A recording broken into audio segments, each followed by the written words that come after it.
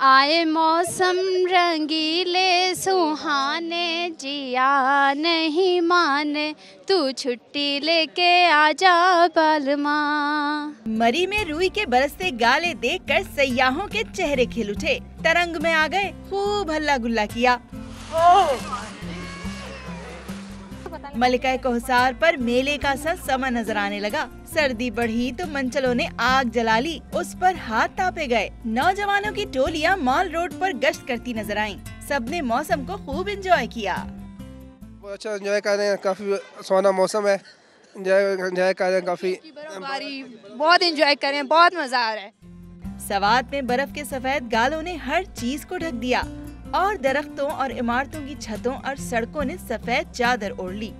गाड़ियां बर्फ में धंस गईं और सैयाह उन्हें धक्का लगाते दिखाई दिए। चित्राल में बर्फबारी के बाइस लवारी टॉप बंद हो गया, जिसकी वजह से मुल्क के दीगर हिस्सों से जमीनी राब्ता मुनक़ता हो गया।